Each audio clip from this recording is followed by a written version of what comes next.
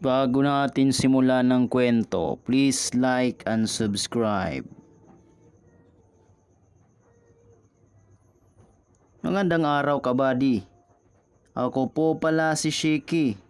Di ko tunay na pangalan.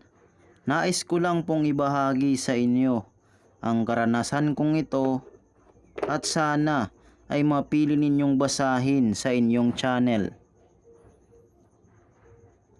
Nangyari ito nung minsang umuwi kami sa probinsya upang dumalo ng piyesta. Napakasarap sa pakiramdam nang umuwi ng probinsya. Makalalanghap ka ng sariwang hangin, tahimik na kapaligiran at kapayapaan. Noong nakarating kami sa probinsya, doon kami tumuloy sa bahay ng aking lola. Nang isang araw na kami doon, ay nagsimula na kaming maghanda ng pagkain at maglagay ng mga palamuti sa bahay ng aking lola upang maihanda na para sa piyesta. Masayang masaya ang lahat at naroon din ang mga tita at tito ko, kung kaya't masasabi kong isa itong magiging magandang alaala sa buhay namin ng aking mga kamag-anak. Lumipas ang mga oras ay nagpaalam si mama sa akin na aalis upang magsimba kasama ang iba pa naming mga kamag-anak at tita. Ako at ang mga pinsan ko lamang ang naiwan sa bahay sa mga sandaling iyon. Noong alas 6 na ng gabi, habang masaya kaming nagkukentuhan ng aking mga pinsan,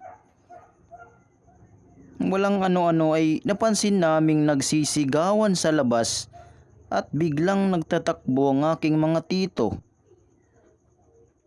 Akay-akay at hawak-hawak ang isa kong tita at bigla nila itong pinasok sa bahay. Nakita namin si tita at nagtanungan kami ng mga pinsan ko kung bakit tinakbo nila ito sa loob ng bahay at ipinasok pa nila sa isang kwarto.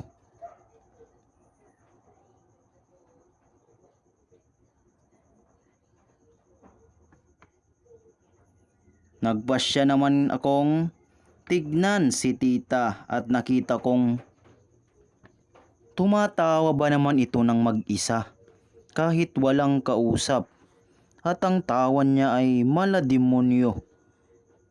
At habang pinagtutulungan siya ng 6 na tito ko upang buhatin at paupuin sa higaan, ay nagpupimiglas ito at napakalakas niya na kahit 6 na kalalakihan ay di siya kayang bitbitin at patahanin, na para bang may pambihira siyang lakas.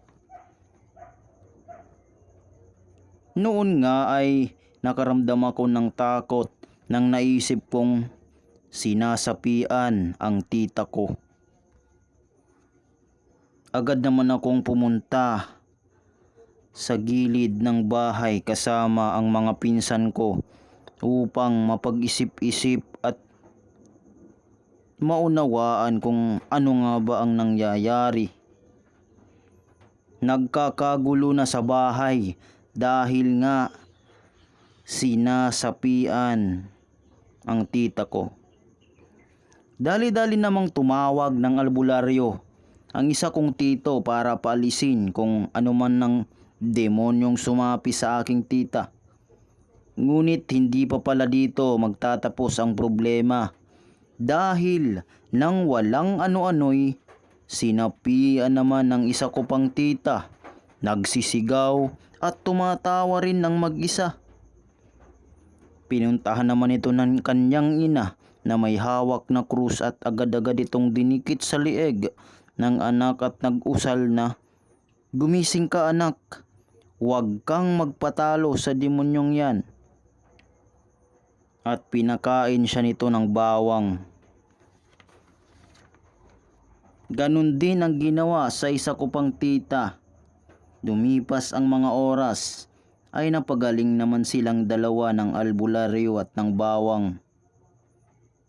Ngunit hindi ko na malilimutan ang traumang naidulot nito sa aming mga kapamilya. Hanggang sa nagkwento na nga si mama sa akin na baka raw ang mga namayapa naming lolo at lola ang nagsisapi sa aking mga tita.